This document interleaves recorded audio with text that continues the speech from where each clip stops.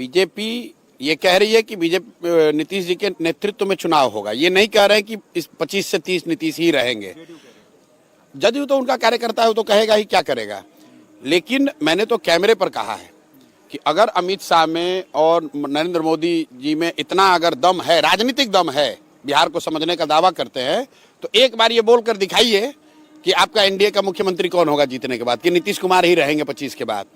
ये भाजपा वाले, उनको मालूम है कि भाई नीतीश जी की हालत जो है वो 25 के आगे नहीं रह सकते हैं। अब आप ये पूछेगा कि अगर ये उनको मालूम है तो उनको हटा क्यों नहीं रहे हैं, अपना क्यों नहीं बना रहे हैं।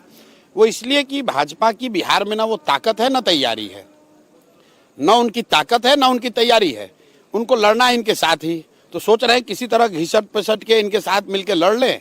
और उनका अपना आकलन है कि अगर हमको बहुमत मिल जाए कोalition को, तो नीतीश को हटाकर हम लोग अपना कोई बना लेंगे। जेडीयू को कितनी सीटें आप दे रहे हैं? इससे पहले भी आपने कई बार आकलन किया। नहीं, मैं अपना आकलन, जो लोग मेरे को पिछले 5-10 साल में फॉलो किए हैं उनको मालूम है, मैं आकलन एक बार करता हूँ फिर बदलता नहीं हूँ रोज। नीतीश कुमार के जदयू को 25 से कम सीट आएगी, चाहे वो किसी भी कोalition में लड़ लें, किसी भी कोalition में लड़ लें। जब नीतीश बाबू, आपको याद होगा, लोकसभा में इंडिया गठबंधन में थे, तो मैंने कहा था कि अगर इंडिया गठबंधन में लड़ेंगे तो इनको 5 सीट नहीं आएगा। डर के मारे भागे फिर भाजपा के साथ। अभी मैं आपको बता रहा हूं कि नीतीश कुमार को विधानसभा में जदयू को 25 सीट से कम ही आएगा। और इसके साथ ही जदयू का एज ए दल मुझे लग रहा है कि खात्मा हो जाएगा।